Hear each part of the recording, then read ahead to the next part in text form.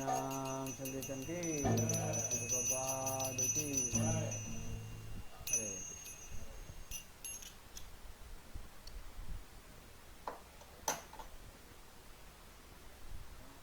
ओम नमो भगवते वासुदेवाय।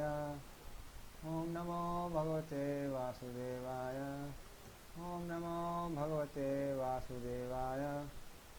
नारायणं नमस्कृत्य नरं चैव नरोत्तमं देवीं सरस्वतीं व्यासं ततो जायामुदीरयेत्। नष्टप्रायेषु भद्रेषु नित्यं भागवतसेवया भगवती उत्तमश्लोके भक्ति भवति नैष्टिकी। कृष्णाय वासुदेवाय देवकी नन्दनाय च नन्दगोपकुमाराय गोविन्दाय नमो नमः। ओम अज्ञानतिमिरन्दस्य ज्ञानाञ्जनशलाकया चक्षुरुन्मिलितं येन तस्मै श्रीगुरुवे नमः। श्रीचैतन्यमनोभीष्टं स्थापितं येन भूतले स्वयं रूपकदा मह्यं ददाति स पदान्तिकं। वन्देऽहं श्रीगुरुः श्रीयुतापदकमलं श्रीगुरून् वैष्णवांश्च श्रीरूपं सागरजातां सहगना रघुनाथं तं तं सजीवं साद्वैतं सावधूतं परिजनासहितं कृष्णचैतन्यदेवं श्रीराधाकृष्णपादान् सहगना ललिता श्रीविशाखामितां स नमो विष्णुपादाय कृष्णपृष्ठाभूतले श्रीमते भक्तिवेदान्त स्वामिति नाम्ने। नमस्ते सरस्वते देवे गौरवाणी प्रचारिणे निर्विशेषशून्यवादी पाश्चात्यदेशतारिणे वाञ्छाकल्पतरुभ्यश्च कृपा सिन्धुभ्यः च पतितानां पावनेभ्यो वैष्णवेभ्यो नमो नमः। नमो महावदन्याय कृष्ण प्रेम प्रदाय चे कृष्णाय कृष्ण चैतन्य नाम्ने गौरतस्य नमः। हे कृष्णा करुणा सिंधु दीनबन्धु जगत्पते गोप्त गोपिकान्त राधाकान्त नमस्ते। तप्तकाञ्चन गौरांगी श्रीराधे वृन्दावनेश्वरी वृषभानुसुते देवी प्रणमामि हरिप्रिये। नीलाचल निवासाय नित्याय परमात्मने बलभद्र सुभद्राभ्यां जगन्नाथाय ते नमः। जय श्री कृष्ण चैतन्य प्रभु नित्यानंद श्री अद्वैत गदाधर शिवासादि गौर भक्तवृंद। हरे कृष्ण कृष्ण कृष्ण हरे हरे हरे राम राम राम हरे।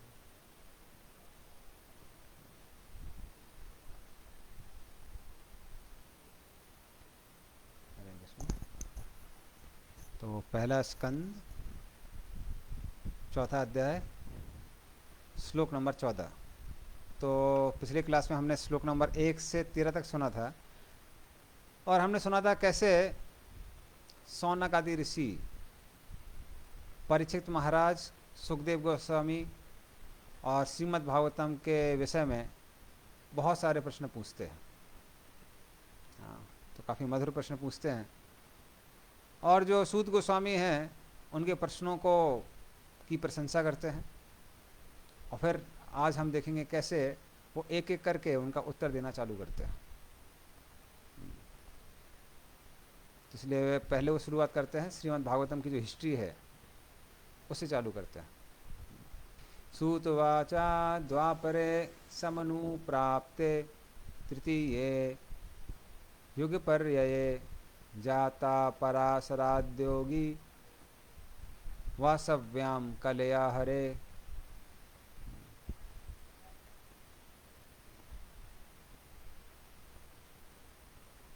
तो द्वापरे समनुप्राप्ते तृतीये युगपर्यये, तो जब द्वापर युग और त्रेता युग ये आपस में जब क्या हो रहे थे, सम्मिलित हो रहे थे, तो जाता पराशराद योगी, तो पराशर मुनि के माध्यम से वायस्वाम, तो एक वसु की पुत्री जो है सत्यवती, उनके घर में कौन अवतरित होते हैं? व्यासदेव आते हैं। तो उनके जो कि कलया हरे, भगवान हरि की एक विस्तार है।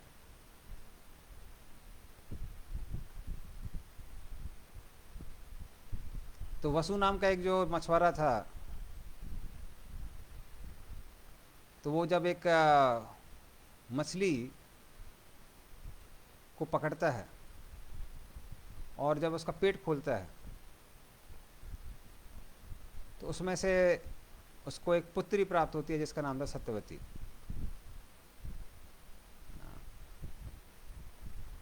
तो कुछ पुराने में लिखा हुआ है कि उसका पहले नाम मत्स्य गंधा था, क्योंकि उसमें से मछली की गंध आती थी। तो वैसे वो एक अप्सरा की पुत्री थी, अप्सरा और एक ऋषि की पुत्री। तो देखने में बहुत सुंदर थी, किंतु उसमें से गंध आती थी मछली की।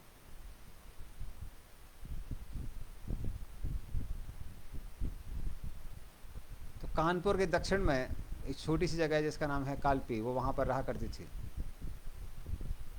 तो हमारे घर के पास में ही पड़ता है जहाँ पे मेरा जन्म हुआ था। और उसी के पास में एक जगह है जिसका नाम है परासन, जो कि पराशर मुनि का आश्रम था। उस जगह को अभी परासन कहते हैं। तो वहाँ पराशर मुनि रहा करते थे। तो पराशर मुनि एक बार जब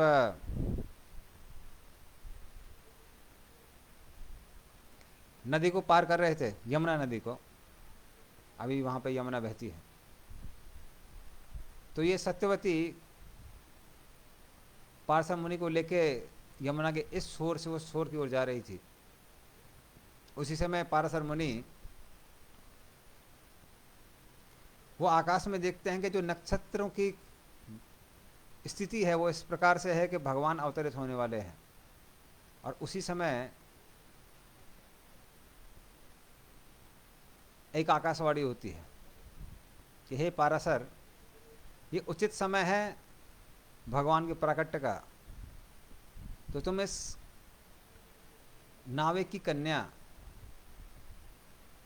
सत्यवती, इसके गर्भ में भगवान को प्रकट करो।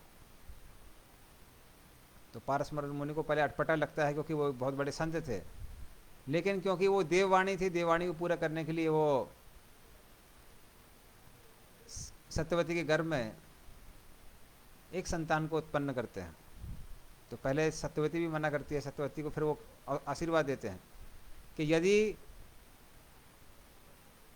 तुम इस संतान को की उत्पत्ति में मदद करोगी, तो पहली बात तो देववाणी है वो तुमने भी सुनी है, दूसरी बात है कि तुम्हारा जो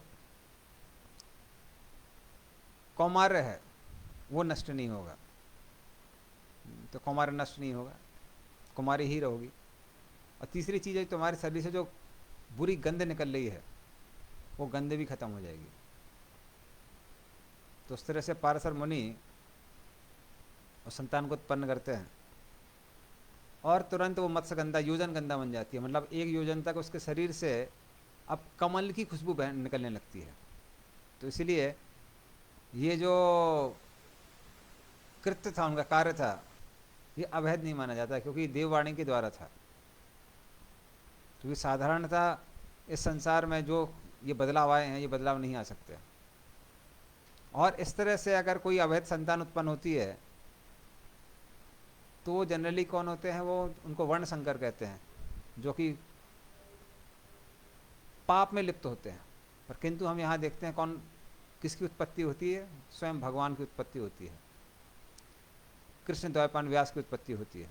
तो श्री कृष्ण द्वैपायन व्यास वो उत्पन्न होते हैं, और सत्यवती का कौमार वो भी नष्ट नहीं होता है। और बाद में यही सत्यवती महाराज शांतनु से विवाह करती हैं, और हस्तिनापुर की, बल्कि पूरे संसार की महारानी कहलाती है। तो इस तरह से कृष्ण द्वैपायन व्यास की उत्पत्ति होती है। और ये कृष्ण द्वैपायन व्यास वैसे हैं जीव तत्व, किंतु इनको भगवान की एक विशेष शक्ति प्राप्त थी, इसलिए इनको सक्तावेश अवतार भी कहते हैं। तो पाराशर मुनि स्वयं बोलते हैं कई साधुओं और संतों को कि पहले से पहले दिव्य युग में, तो ये 28वां चतुर्युग चल रहा है इस मनवंतर का, तो बोले 26वें मनवंतर में मैं स्वयं भी व्यास था, क्योंकि हर कलयुग में व्यास को आना पड़ता है। लेकिन ये जो व्यास हैं ये विशेष हैं। तो मेरा बेटा है कृष्ण द्वैपायन व्यास, ये विशेष है क्योंकि इसने महाभारत की रचना की है, जिसमें ऊंचे और नीचे धर्मों के बारे में लिखा हुआ है। ये साधारण व्यक्ति के लिए संभव नहीं है, ये मात्र भगवान ही ऐसा कोई ग्रंथ लिख सकते हैं, महाभारत जैसा, जहाँ पे धर्म के सूक्ष्मताओं के बारे में इतना डिटेल में दिया हुआ है, जैसे सिद्ध होता है कि वो कौन है, वो भगवान के ही अवतार है। इसलिए हमारे जो व्यास हैं वो हैं कृष्ण द्वैपायन व्यास। पाराशर मुनि 26वें मनवंतर में थे या 28वें मनवंतर नहीं, 28वें चतुर्युग में है, और वो 26वें चतुर्युग में थे पाराशर मुनि। और हमारा मनवंतर चल रहा है, 7वां मनवंतर चल रहा है। तो इस तरह से कृष्ण द्वैपायन व्यास प्रकट होते हैं 7वें मनवंतर के 28वें चतुर्युग में। तो ब्रह्मा जी के एक दिन में 14 मनवंतर होते हैं, तो ब्रह्मा जी अभी 50 साल के हो चुके हैं, तो 50 साल के बाद इनका ये पहला दिन चल रहा है। तो 50 साल के हो चुके हैं, पहला दिन चल रहा है। पहले दिन में 7वां मनवंतर चल रहा है, और 7वें मनवंतर का 28वां चतुर्युग और उसका कलयुग चल रहा है। तो इसमें कौन प्रकट होते हैं? 28वें चतुर्युग में कृष्ण द्वैपायन व्यास प्रकट होते हैं। तो इस तरह से उनके बारे में यहाँ दिया हुआ है। और फिर 15वें श्लोक में आता है अगला श्लोक, सा कदाचित सरस्वत्या उपस्पृश्य जलम शुचि विविक्त एक आसीना उदिते रविमंडले।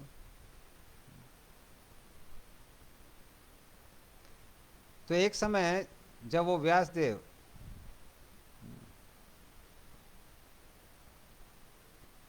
वो उदिते मतलब वो उठे, किस समय उठे? जिस समय सूर्य उदय होता है। उदिते रवि मंडले, तो रवि जो कि सूर्य है, जब उसका उदय होता है उस समय व्यासदेव उठते हैं। और फिर क्या करते हैं? तो जनरली वो ब्रह्म मुहूर्त कहते हैं। ब्रह्म मुहूर्त मतलब लगभग 1.5 घंटा पहले, सूर्योदय के 1.5 घंटे पहले का जो समय होता है उसको ब्रह्म मुहूर्त कहते हैं। तो उस समय सत्वगुण जो है, सत्वगुण बहुत प्रबल होता है। इसलिए अगर धार्मिक कार्य उस समय किए जाएं तो उनका बहुत लाभ होता है, क्योंकि मन काफ़ी शांत रहता है उस समय। जनरली लोग उस समय सोते रहते हैं, लेकिन उस समय व्यक्ति उठ के अगर जप करता है, भगवान का नाम लेता है, या ग्रंथों का अध्ययन करता है, गीता भागवत का अध्ययन करता है, तो काफ़ी लाभ मिलता है। और फिर उन्होंने क्या किया? सरस्वत्या उपस्पृश्य जलम शुचि ही विविक्ते, तो जलम शुचि ही, उसके बाद में अपने आप को शुद्ध किया।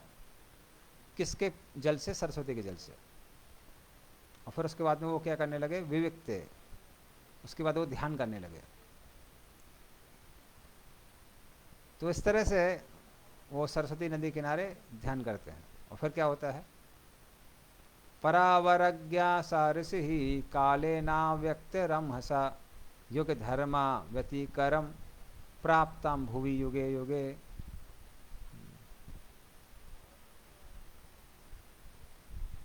तब उन्होंने देखा कि युग धर्मा व्यतिक्रमम,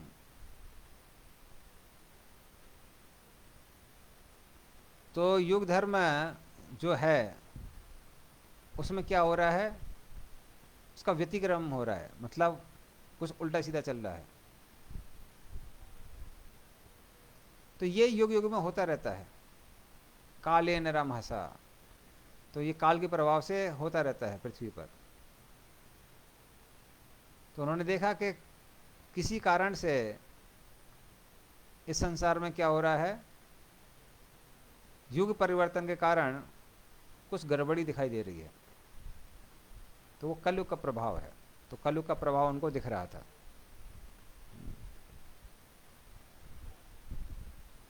तो फिर वो सब लोगों के बारे में, सब लोगों की चिंता करने लगे।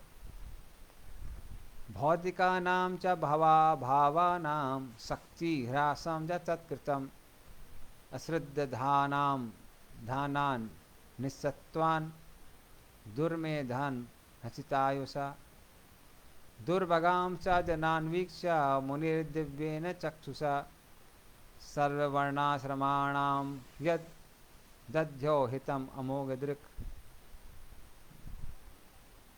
तो भौतिका नाम च भावानाम शक्ति ह्रासम च तत्कृतम, तो वो जो व्यासदेव थे, जो कि पूर्ण रूप से ज्ञान से पूर्ण थे, तो उन्होंने अपनी दिव्य दृष्टि से देखा कि जो भी भौतिक चीज़ें हैं सब धीरे धीरे करके गिर रही हैं, नष्ट हो रही हैं इस कलयुग के प्रभाव के कारण। वो देख रहे थे कि कैसे लोगों का की श्रद्धा में हानि हो रही है, अश्रद्धा नाम। तो ये जो श्रद्धा की बात चल रही है, ये कौन सी श्रद्धा है? वो श्रद्धा जो अंधविश्वास नहीं है, ये तर्क वाला विश्वास है। तो जब लोगों पे तमोगुण का प्रभाव बढ़ जाता है तो लोगों की बुद्धि काम करनी बंद हो जाती है, और जब बुद्धि काम करनी बंद हो जाती है तो लोगों की श्रद्धा में भी पतन हो जाता है। तो जो चीज़ें आराम से दिखाई देती हैं वो लोगों को दिखाई नहीं देती हैं। जैसे कुछ साल पहले जब गौ हत्या या गौ वध पे प्रतिबंध लगाने की बात चल रही थी, तो ऐसे बहुत सारे मूर्ख थे, वो बाहर आ गए। तो एक मूर्ख स्त्री थी, बहुत प्रसिद्ध है, जो वो कहने लगी, अरे गौ हत्या में क्या गलती है? हाँ, तो आप गौ हत्या को गलत क्यों बोलते हैं? तो कहने लगी जैसे अन्य पशु पक्षियों की हत्या होती है, पेड़ पौधों की हत्या होती है, गौ हत्या भी हो रही है, गलती क्या है? तो वैसे पशु पक्षियों की भी हत्या नहीं होनी चाहिए। तो वो बात सही है, लेकिन फिर भी उसमें पेड़ पौधों की हत्या में और गौ हत्या में बहुत अंतर है। तो हम पशु पक्षियों की हत्या इसलिए नहीं करते हैं क्योंकि उनकी चेतना ऊंची है, जबकि पेड़ पौधों की जो चेतना है वो काफ़ी कम होती है, उनको दर्द बहुत कम होता है। और जो गाय है, गाय की चेतना वो सबसे ज़्यादा विकसित होती है। तो फिर एक व्यक्ति ने पूछा कि आप ऐसे बोल रहे हैं जैसे आप कुछ भेदभाव नहीं करती हैं, तो जब आप चाय पीती हैं तो क्या आप कुतिया के दूध से या सुअर के दूध से चाय पीती हैं क्या? तो अगर आप चाय पीती हैं, कॉफ़ी पीती हैं, तो गाय या भैंस के दूध से ही पीती होंगे, तो वहाँ आप भेदभाव क्यों करती हैं? तो वो जब उसकी बात आती है तो भेदभाव करती हैं, और यहाँ पर भेदभाव नहीं कर रही हैं। तो इस तरह से जब व्यक्ति पूर्ण रूप से बुद्धि खो बैठता है, तब वो चीज़ों को भिन्न रूप से नहीं देख सकता है, क्या सही है क्या गलत है, उचित अनुचित में तुलना करना व्यक्ति भूल जाता है, और कैसा हो जाता है? श्रद्धाहीन हो जाता है। तब वो व्यक्ति कहने लगता है अरे ये शास्त्र सब गलत है। तो शास्त्र अंधविश्वास नहीं दिखाते हैं, वो तर्क के साथ में बताते हैं क्या सही है क्या गलत है। जैसे जब शास्त्र कहते हैं कि भगवान ही हमारे पोषण करता है, तो अंधविश्वास नहीं बता रहे हैं, वो उदाहरण देते हैं। शास्त्र उदाहरण देते हैं कि जैसे बच्चा जब जन्म लेता है, बच्चे के जन्म लेते ही माता के वो स्तन जो दूध नहीं देते हैं, अभी दूध आ जाता है उनमें। कैसे आ जाता है? क्योंकि बच्चा कुछ और नहीं खा सकता है, मात्र दूध ही पी सकता है, तो माता के स्तन में दूध आ जाता है। तो कौन दे रहा है उसको? तो मतलब बच्चे के पैदा होते ही भगवान उसके लिए मेंटेनेंस भेज देते हैं। और फिर मनुष्य की बात आती है तो लोग बोलते हैं कि अरे हम ये नहीं करेंगे वो नहीं करेंगे तो मनुष्य का मेंटेनेंस नहीं हो पाएगा। अरे मनुष्यों को छोड़ दीजिए, मनुष्यों से ज़्यादा खाने वाले हाथी हैं, हाथियों को भगवान मेंटेन कर रहे हैं। जल के अंदर इतनी बड़ी विशाल विशाल मछलियाँ रहती हैं, जैसे वेल, शार्क, उनको भगवान जब मेंटेन कर रहे हैं तो क्या मनुष्यों को मेंटेन नहीं कर पाएंगे? तो छोटी सी चींटी का मेंटेनेंस भी भगवान कर रहे हैं, बड़े से बड़े वेल और हाथी का मेंटेनेंस जब भगवान कर रहे हैं, तो क्या मनुष्यों का मेंटेनेंस भगवान नहीं कर रहे हैं? तो तर्क के अनुसार हमारे शास्त्रों में दिया है कैसे भगवान सबके मेंटेनर हैं। लेकिन जो अंधविश्वासी लोग होते हैं वो आंखें बंद करके ही कहते हैं शास्त्र गलत है, शास्त्र को पढ़ते भी नहीं है। क्योंकि अगर शास्त्रों को पढ़ेंगे तो शास्त्रों का पालन करना पड़ेगा, तो उसके डर से नहीं पढ़ते। तो इसलिए व्यासदेव ने देखा कैसे जो कलयुग के लोग हैं उनका क्या हो रहा है, उनकी श्रद्धा में कमी आ रही है, क्षीण हो रही है श्रद्धा, फिर उनकी आयु क्षीण हो रही है। तो धीरे धीरे करके हम देख रहे हैं कैसे लोगों की आयु कम हो रही है। तो पहले ज़माने में लोग काफ़ी रहा जिया करते थे, 100-150 साल तक। आजकल 100 साल जीने वाला ही बहुत कम लोग दिखाई देते हैं। फिर लोगों में किस चीज़ की कमी हो रही है, दुर्भाग्यान आयुषा, आयु कम हो रही है। दुर्भगांचा, लोग कैसे हो रहे हैं, दुर्भागी हो रहे हैं, उनका भाग्य कम हो रहा है, भाग्य क्षीण हो रहा है।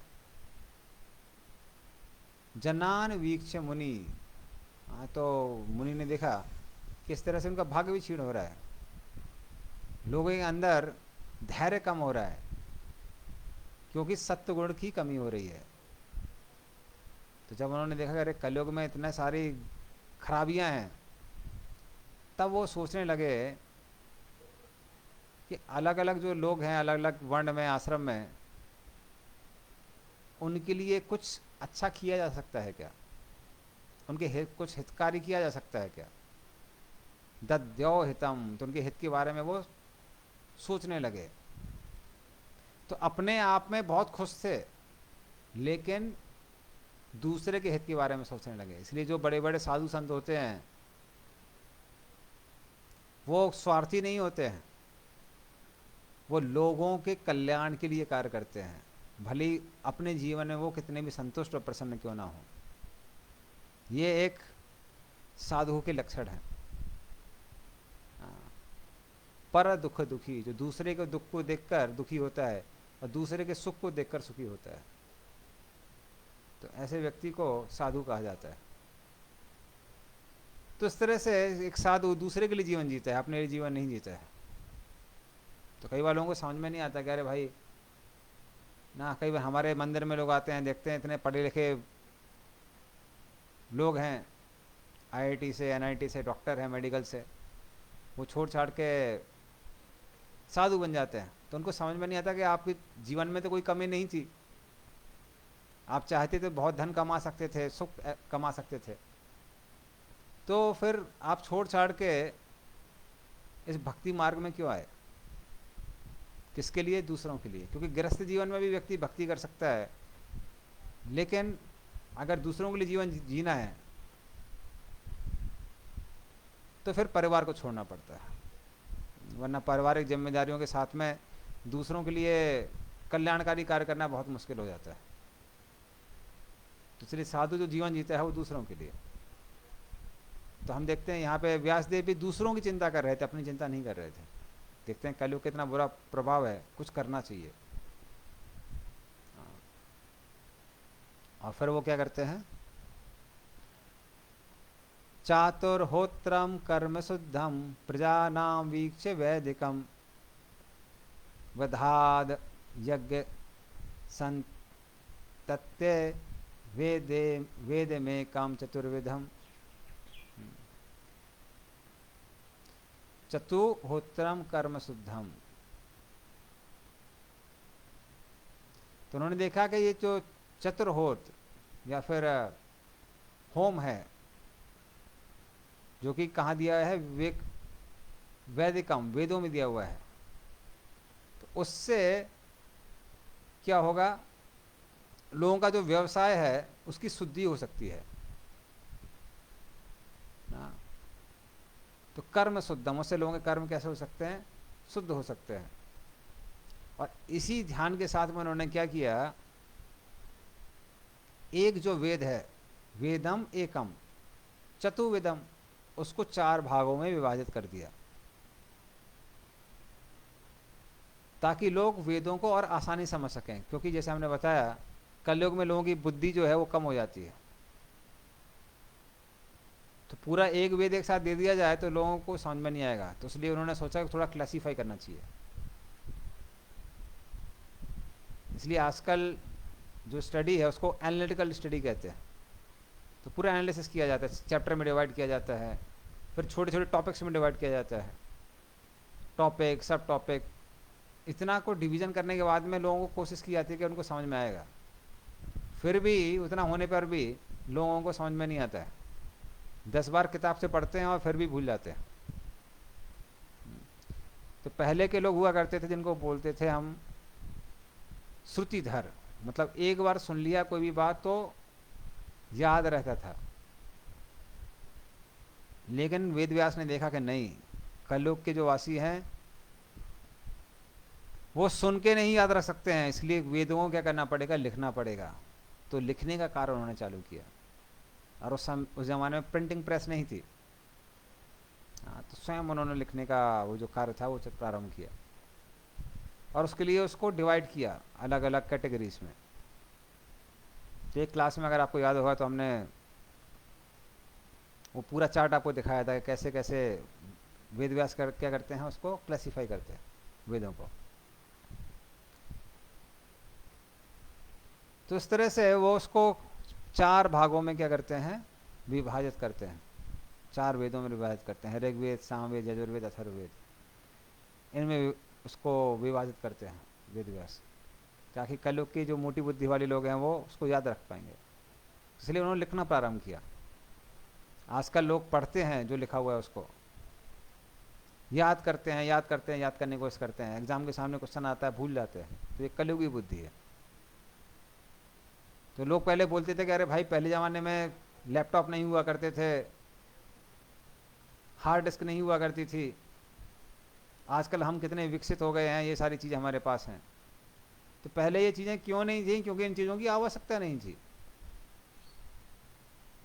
तो लोगों को ये सारी चीज़ें याद रहती थी, इसलिए इन चीज़ों की आवश्यकता नहीं थी।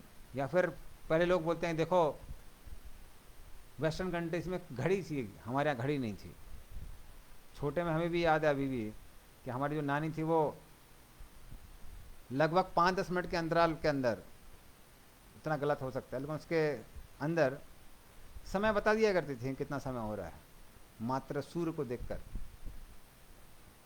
उसी तरह से उनको बहुत सारे पहाड़ याद थे। हाँ, 1.25 का 1.5 का, तो उनको पहाड़ याद थे, तो इसलिए फटाफट कैलकुलेशन कर लिया करती थी। आजकल के खास करके नई जो जनरेशन है वो गणित में इतनी ज़्यादा कच्ची है कि छोटा सा छोटा अगर एडिशन भी क्यों ना हो वो लोग बार बार कैलकुलेटर से ऐड करके देखते हैं कि सही है कि नहीं है। तो हमको याद है कलकत्ता में जब हम पहली बार आए थे तो जूते खरीदे थे। तो पिताजी भी से एक दुकान में गए और उस व्यक्ति को 2 जोड़ी जूते उनका प्राइस ऐड करना था। तो बहुत पुरानी बात है। तो ऐसी कुछ था, एक था 498 और एक था 598। उसको भी कैलकुलेटर में बार बार कैलकुलेट करके देख रहा था, 3 बार 4 बार उसने चेक किया। अरे इतना छोटा सा कैलकुलेशन है, उसके लिए कैलकुलेटर की आवश्यकता नहीं है। हाँ, लेकिन कलयुग की जब लोगों की बुद्धि हो जाती है, कलयुगी बुद्धि, तो छोटी से छोटे कैलकुलेशन के लिए भी कैलकुलेटर की ज़रूरत पड़ती है। तो ये कोई अभिमान वाली बात नहीं है। इससे सिद्ध होता है कैसे आजकल के लोग मूर्ख होते जा रहे हैं। तो इसलिए उन्होंने क्या किया, उसको लिखना प्रारंभ किया। और फिर देखते हैं आगे क्या हुआ। ऋग्यजुः सामाथर्वाख्या वेदाश्चत्वार उद्धृता इतिहासा पुराणम च पंचमो वेदोच्यते। तो इस तरह से उन्होंने क्या किया, ऋग यजुर साम अथर्व आख्या। तो ये जो 4 वेद हैं, 4 नाम से ऋग्वेद, यजुर्वेद, सामवेद, अथर्ववेद, इनका निर्माण किया एक वेद से। तो पहले एक ही वेद था, कब तक, द्वापर युग तक। और कलयुग में व्यास देव ने उसको 4 भागों में डिवाइड किया, ऋग, यजुर, साम और अथर्ववेद में। तो ऐसा नहीं है कि सीक्वेंसली किया है जैसे आजकल हमारे हिस्ट्री बुक्स में पढ़ाया जाता है। तो हिस्ट्री बुक्स में पूरा बकवास बताते हैं। तो ये क्लियरली है यहाँ पे श्रीमद् भागवत में दिया गया है कि कैसे व्यासदेव ही इसको करते हैं, 4 भागों में डिवाइड करते हैं।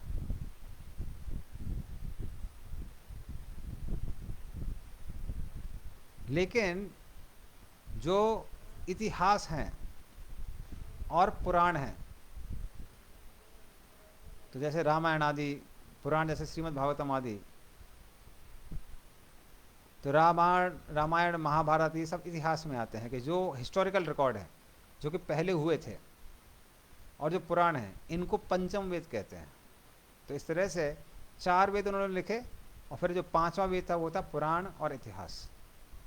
तो इस तरह से इन्होंने ये सारी चीज़ों की रचना की, और फिर उनको अलग अलग लोगों को नियुक्त किया ताकि वो उसको आगे पढ़ाएं। तो किस किस को नियुक्त किया, ये 21 नंबर और 22 नंबर श्लोक में आता है। तो 21 नंबर श्लोक, तत्रर्ग वेद धरा पहला सामगो जैमिनी कवि वैशंपायन एवे को निष्णातो यजुषामुत। तो निष्णातो यजुषामुदा दिव्य संपायन के लिए। तो 4 भागों में डिवाइड करने के बाद उन्होंने क्या किया, पहले ऋषि, पहला उनको क्या किसका अधिकारी बनाया या प्रोफेसर बनाया, ऋग्वेद का। तो ऋग्वेद के जो प्रोफेसर बने वो पहले ऋषि, सामवेद के जो प्रोफेसर बने जैमिनी ऋषि, यजुर्वेद के प्रोफेसर बने वैशंपायन ऋषि। फिर अगले श्लोक में वाक्य बताते हैं, अथर्वांगीरसाम आसीत सुमंतुर दारुणो मुनि इतिहास पुराणानाम पिता में रोमहर्षण। फिर उन्होंने बताया जो सुमंतु मुनि अंगीरा, तो अंगीरा एक रेस है जिसमें सुमंतु मुनि अंगीरा है। तो सुमंतु मनु अंगीरा, उनको अथर्ववेद का अधिकार सौंपा गया, तो वो उसके प्रोफेसर बने। और मेरे जो पिता हैं, मतलब सुत गोस्वामी के जो पिता हैं, रोमहर्षण सुत, तो ये जो सुत है इनका नाम है उग्रश्रवा सुत। तो इनके पिता थे रोमहर्षण सुत। तो उनको पुराणों का और इतिहासों का अधिकार सौंपा गया। तो इस तरह से जो 5 वेद हैं, 4 वेद, ऋग्वेद, यजुर्वेद, सामवेद, अथर्ववेद और इतिहास और पुराण, ये 5 हुए। जिनको 5 अलग अलग लोगों को इसका प्रोफेसर बनाया गया। और फिर आगे बताते हैं, ता एतर ऋषयो वेदम स्वम स्वम विसन्न अनेकधा शिष्य प्रशिष्य तत्शिक्षेर वेदास्ते साखिनो भवान। तो फिर ये जो 4 वेदों को, बल्कि 5 वेदों की जो ज्ञान था, वो पीढ़ी दर पीढ़ी नीचे आया है। तो इन सारे प्रोफेसर लोगों ने क्या किया, अपने शिष्यों को सिखाया, उन्होंने अपने शिष्यों को, और फिर उन्होंने अपने शिष्यों को। तो इस तरह से ये सारे वेदों का ज्ञान पूरे संसार में फैलाया गया, 5 वेदों का। तो इस तरह से ये ज्ञान फैला, सब जगह फैला। और ये, लेकिन ये ज्ञान जो वेदों का ज्ञान आ रहा है, वो कहाँ से आ रहा है? ये वेदों का ज्ञान सृष्टि के प्रारंभ में ही भगवान ने ब्रह्मा जी को दे दिया था, और फिर वो परंपरा से धीरे धीरे करके नीचे आता है। इसलिए ये जो वेदों का ज्ञान है, ये साधारण नहीं है, अपौरुषीय है। ये साधारण पुरुष द्वारा निर्मित नहीं है। हाँ, आजकल के हिस्टोरियन ने जबरदस्ती उसको मिस इंटरप्रेट करके इंग्लिश में और अन्य भाषाओं में कन्वर्ट किया है। वो तो प्रभुपाद जी की कृपा है कि हमको एक श्रीमद् भागवतम, भगवत गीता का सही ज्ञान प्राप्त हो पा रहा है। तो ये पूरी की पूरी जो राजनीति है, वो अंग्रेजों ने और अन्य धर्म के लोगों ने, और बाद में कुछ राजनीतिज्ञ लोगों ने भी जानबूझ के ऐसा किया ताकि भारतीय जो है वो अपनी ही संस्कृति पर विश्वास खो बैठे। जानबूझ के संस्कृत का जो प्रवाह था, जो उसकी शिक्षा चल रही थी, उसको रोका गया ताकि लोग संस्कृत भूल जाएंगे और फिर अंग्रेजी पढ़ेंगे, और अंग्रेजी में जब अपने ही शास्त्रों को समझने का प्रयास करेंगे तो उनको वो इंटरप्रिटेशन मिलेंगे जो कि अंग्रेजों के दिए हुए हैं, मैक्स म्यूलर के दिए हुए हैं। हाँ, तो उनका जब वो लोग इंटरप्रिटेशन पढ़ेंगे तो सोचेंगे कि अरे ये वेद बकवास है, सही नहीं है। लेकिन आप देखिए, अगर वेदों में जो भी दिया हुआ है, वेदों में कभी दूसरा वर्जन नहीं आता है, और जो भी वेदों के इंटरप्रिटेशन है आज तक एकदम खरे सोने की तरह सही उतरते हैं। जैसे आयुर्वेद, तो आज भी पूरा विश्व आयुर्वेद को स्वीकार कर रहा है। योग, योग कहाँ से आया है? वेदों से आया हुआ है। तो भले ही आजकल रामदेव बाबा या मुंगेर वाले या फिर अलग अलग लोग, योगा सोसाइटी वाले उसका लाभ पा रहे हैं, पर वो कहाँ दिया हुआ? वेदों में दिया हुआ है। और वेदों में कभी दूसरा एडिशन नहीं आता है, मतलब कोई गलती नहीं होती है। आजकल की पुस्तकों में अलग अलग एडिशन इसलिए आते हैं क्योंकि गलतियाँ हो जाती हैं, लेकिन वेदों में कभी दूसरा एडिशन नहीं आता है। फिर हम देख सकते हैं जो गाय का गोबर है उसका उपयोग तो वेदों में दिया हुआ है कि अगर आप किसी और चीज़ का मल को छुएंगे तो हाथ धोना पड़ेगा, बल्कि स्नान करना पड़ता है, व्यक्ति अपवित्र हो जाता है। गोबर से जगह पवित्र हो जाती है, व्यक्ति पवित्र हो जाता है। तो ये वेदों में पहले से लिखा हुआ है कि अन्न मल छुएंगे तो दूषित होते हैं, गोबर छुएंगे तो पवित्र होते हैं। तो ये वेदों के वाक्य हैं। वो तो अभी रिसेंटली कुछ दशकों पहले लोगों ने पता किया कि कैसे गोबर इतना पवित्र है। गौमूत्र को पवित्र कहा जाता है, अन्न जो मूत्र होता है स्वयं का मूत्र, उसको भी अपवित्र कहा जाता है। ये कहाँ दिया है? वेदों में दिया है। आप भागवतम के तीसरे स्कंद को खोल के देखिए तो उसके उसमें दिया हुआ है कपिल शिक्षा में कि कैसे बालक माता के भ्रूण में कौन कौन से दिन में और कौन कौन से महीने में क्या क्या उसका विकसित होता है। इतना डिटेल दिया हुआ है कि 5वें रात को पंचरात्रे न बुद्बुदम जाइगोट फॉर्मेशन होता है। तो आजकल के गायनेकोलॉजिस्ट को पता है कि वो 5वें दिन और 6ठे दिन के बीच में होता है। एग्जैक्टली कब होता है नहीं, अभी तक नहीं पता है। आज से 5000 साल पहले वेद व्यास ने उसको लिखा कि वो कब होता है, 5वीं रात को होता है, पंचरात्रे न बुद्बुदम। हमारा जो वेद है वो उससे ज़्यादा प्रिसाइज है, क्योंकि ये कैसे हैं? अपौरुषीय हैं। ये किसी पुरुष के द्वारा नहीं लिखे गए हैं, स्वयं भगवान द्वारा दिए गए हैं। और ये कभी बदलते नहीं हैं, क्योंकि इनमें जो शिक्षा दी है वो परफेक्ट है, उसका कभी दूसरा एडिशन नहीं आता है। आप नहीं देखेंगे कि ऋग्वेद का दूसरा एडिशन आ रहा है, यजुर्वेद का तीसरा एडिशन आ रहा है, नहीं आएगा, क्योंकि वेद परिवर्तित नहीं होते हैं। वेदों में जो भी दिया है एकदम सही दिया है। तो इस तरह से वेद हम सबके लिए क्या है? बहुत कल्याणकारी हैं, जो कि किसने दिए हैं? स्वयं वेद व्यास ने दिए। वो तो बड़े दुर्भाग्य की बात है कि अलग अलग नास्तिक प्रोपेगेंडा के कारण और राजनीति के कारण आज भारतीय ही ऐसे लोग हैं जो अपनी संस्कृति पर गर्व नहीं करते हैं, उसको तुच्छ समझते हैं, बैकवर्ड समझते हैं। आज भारतीय धोती कुर्ता पहनने में हिचकिचाते हैं, उनको लगता है कि लोग बोलेंगे बैकवर्ड है। तिलक लगाने में हिचकिचाते हैं, सिखा रखने में हिचकिचाते हैं। ये सब कुछ दुष्ट लोगों के प्रोपेगेंडा के कारण हुआ है ना, जिन्होंने राजनीतिक लाभ प्राप्त करने के लिए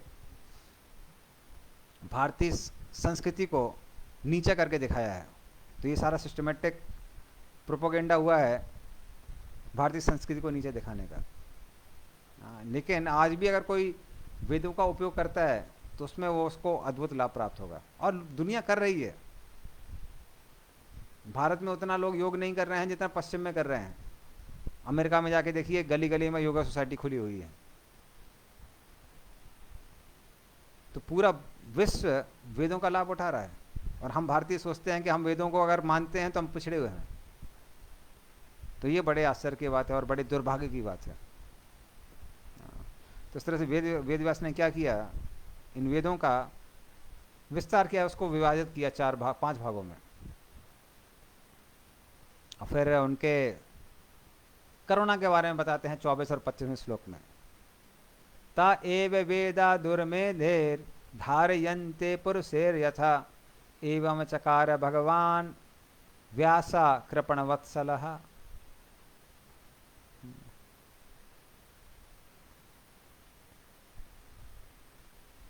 तो इस तरह से कृपण वत्सलः, जो लोग कृपण हैं, जिनको पता नहीं है कि कृपण मतलब कंजूस, तो जो लोग कंजूस हैं मतलब जिनको पता नहीं है कि जो हमको मनुष्य जीवन मिला है वो आत्म साक्षात्कार प्राप्त करने के लिए मिला है, वेदों के अध्ययन के लिए मिला है।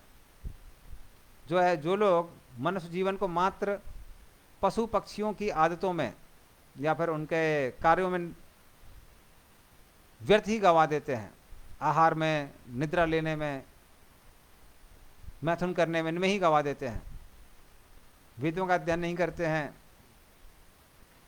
आत्म साक्षात्कार को प्राप्त करने का प्रयास नहीं करते हैं, तो ऐसे लोगों पे वत्सलः, उनके ऊपर करुणा करके वेद व्यास ने क्या किया, इन वेदों को चकार मतलब एडिटिंग की इसकी, तो उस तरह से अलग अलग भागों में उनको विभाजित किया। किनके लिए? दुर्मेधे, जिनकी बुद्धि मेधा कैसी है? दुर है, खराब है, कम है, कम बुद्धि वालों के लिए उन्होंने इन वेदों को बनाया। और फिर क्या किया,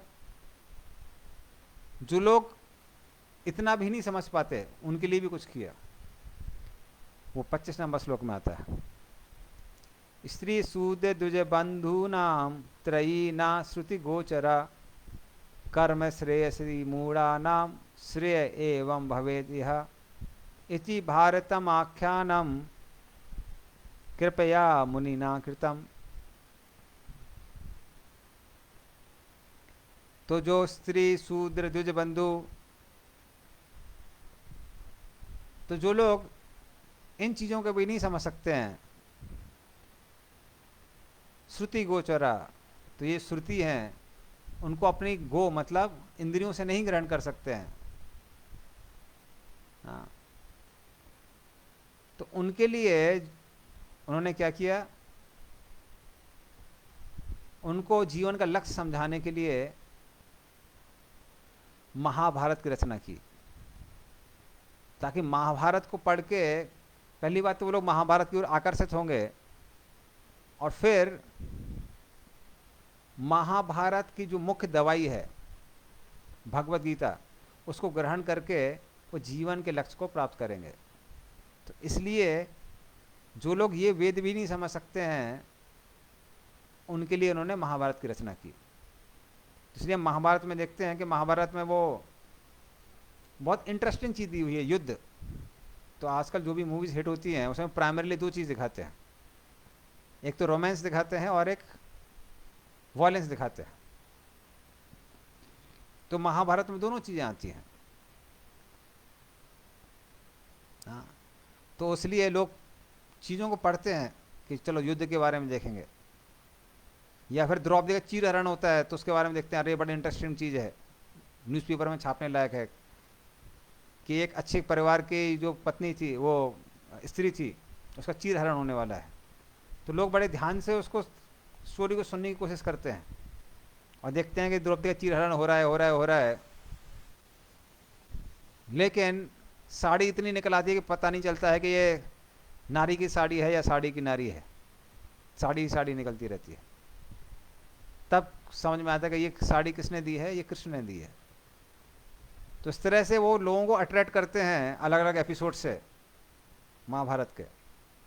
ऑफ कोर्स ये सत्य घटना है, काल्पनिक नहीं है। तो इससे लोग आकर्षित होते हैं। फिर देखते हैं कैसे किसी भी विषम परिस्थिति से अगर हमको बचना है तो कृष्ण की शरण लेनी चाहिए। फिर दिखाते हैं कैसे लक्षागृह में पांडव लोग मरने ही वाले थे और कृष्ण की कृपा से और विदुर जी के निर्देश अनुसार वो लोग वहाँ से बच जाते हैं। और फिर जो सबसे बड़ा युद्ध होने वाला था महाभारत, जिसकी ओर सबका ध्यान जाता है, जो भी पढ़ने वाले हैं, सुनने वाले हैं। तो युद्ध प्रारंभ होने से जस्ट पहले, जबकि संघ बच चुके थे, युद्ध होने वाला था, तब कृष्ण भगवान क्या बताते हैं, भगवत गीता के बताते हैं।